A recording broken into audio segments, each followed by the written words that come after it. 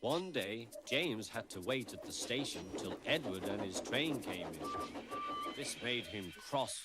Late again? Edward laughed, and James fumed away.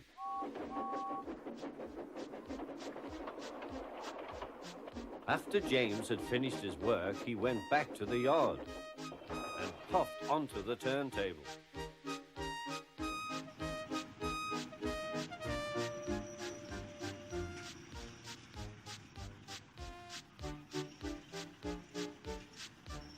He was still feeling very bad-tempered.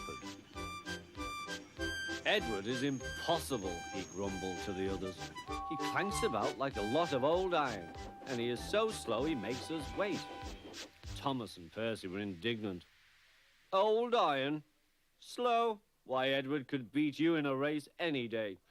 Really, said James, I should like to see him do it.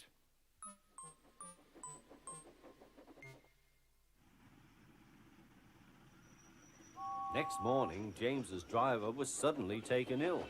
He could hardly stand, so the fireman uncoupled James ready for shunting. James was impatient. Suddenly, the signalman shouted. There was James puffing away down the line. All traffic halted, he announced at last. Then he told the fireman what had happened. 2 boys were on James's footplate fiddling with the controls. Phew! They tumbled off and ran when James started. The signalman answered the telephone. Yes, he's here. Right. I'll tell him. The inspector's coming at once. He wants a shunter's pole and a coil of wire rope. What for? Wondered the fireman. Search me, but you'd better get them quickly. The fireman was ready when Edward arrived.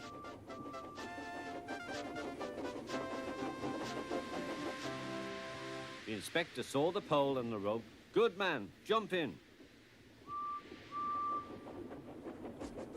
We'll catch him, puffed Edward. James was laughing.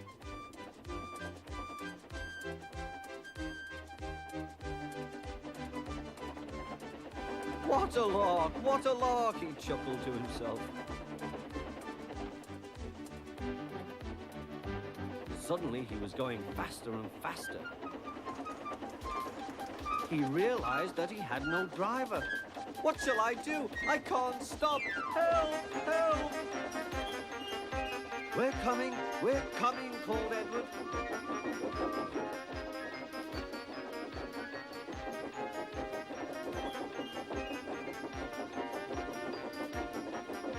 Edward was panting up behind with every ounce of steam he had.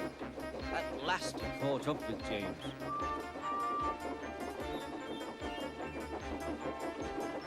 Steady, Edward, called his driver.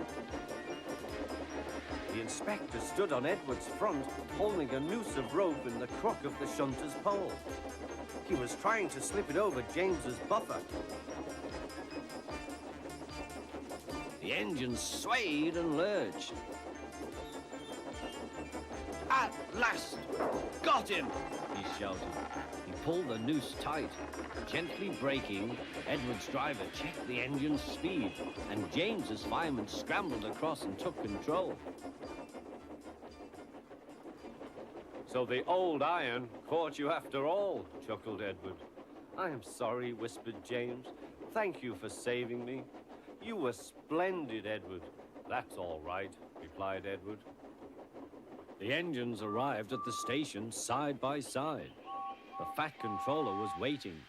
A fine piece of work, he said. James, you can rest and then take your train.